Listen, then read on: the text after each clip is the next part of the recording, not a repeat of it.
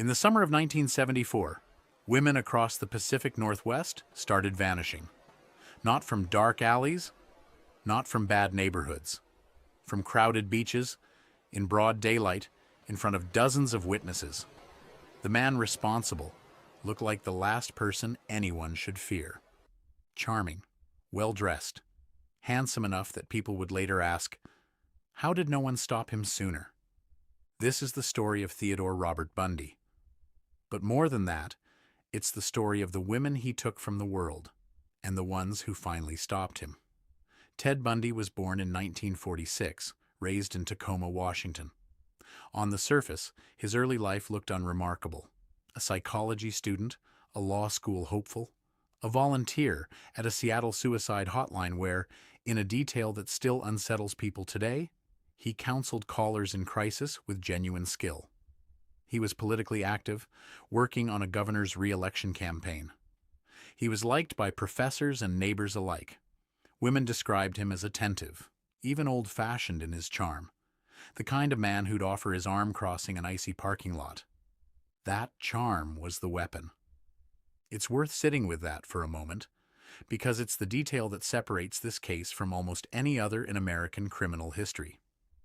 Bundy didn't hide in shadows. He didn't need to. He used approachability itself as a hunting tool. A friendly face asking for help, a feigned injury, a request so small and human that saying no felt rude.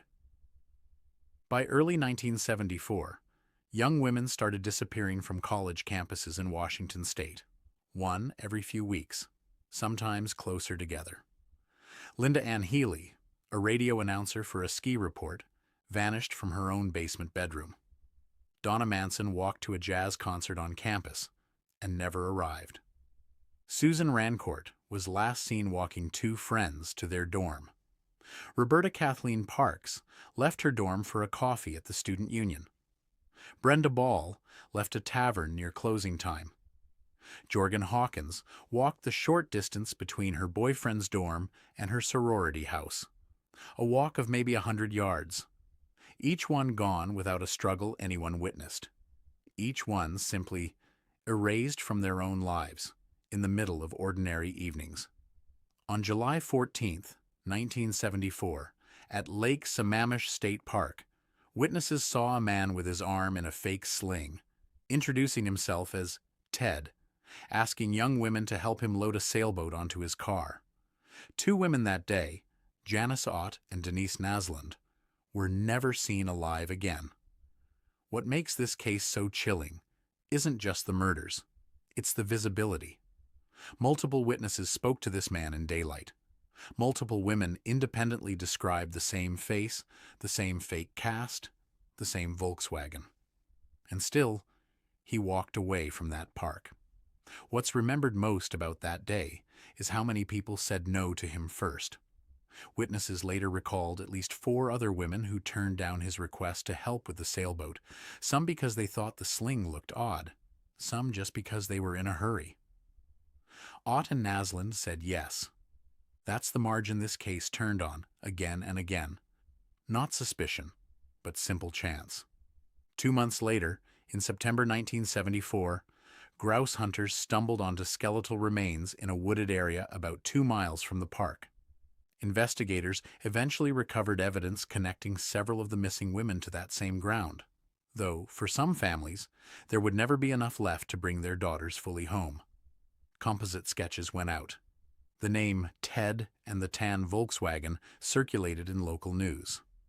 A detective named Robert Keppel began building a pattern, cross-referencing tips, timelines, campus locations. One name appeared repeatedly on early suspect lists: Theodore Bundy, a law student, a former psychology volunteer. Too normal to take seriously, at first.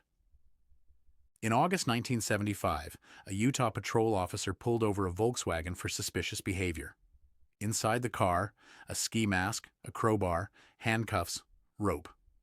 Bundy was arrested, not for murder, but for possession of burglary tools. It was the first crack in the mask. Survivor. Carol DeRange identified Bundy as the man who had tried to abduct her in Utah, using a fake police badge to lure her into his car. Her testimony, along with mounting circumstantial evidence, connected him to disappearances across Utah and Colorado, including Karen Campbell, Julie Cunningham, Denise Oliverson, and Melissa Smith, daughter of a police chief. In 1977, awaiting trial in Colorado, Bundy escaped custody twice. The first time, he leapt from a courthouse law library window and hid in the mountains for 6 days before being recaptured, hungry and disoriented. The second escape, weeks later, was quieter and far more consequential. He slipped through a hole cut in his cell ceiling while guards assumed he was asleep, and by the time anyone noticed, he had a full head start. He made his way south, eventually landing in Tallahassee, Florida, under a false name, blending into a college town the way he always had, easily, invisibly. What happened next remains one of the most violent chapters in American criminal history. In the early hours of January 15, 1978, Bundy entered the Chi Omega sorority house at Florida State University. In a matter of minutes, in a house full of sleeping students, he killed Lisa Levy and Margaret Bowman, and severely injured 2 other young women, Kathy Kleiner and Karen Chandler, who survived and would later testify against him in court. Less than an hour later, and a few blocks away, he broke into another young woman's apartment and attacked her as well. She too survived. Weeks later, in Lake City, Florida, 12-year-old Kimberly Leach was abducted from her school and murdered. She remains the youngest confirmed victim. Bundy's 1979 trial for the Chi Omega murders was the first in U.S. history to be televised nationally. He chose to act as his own attorney, a decision that let him remain, even then, the center of attention. But the courtroom wasn't fooled twice. Forensic odontologists testified that a bite mark on Lisa Levy's body matched the unusual crooked pattern of Bundy's teeth, one of the earliest major cases in the U.S. to rely on bite mark evidence at trial.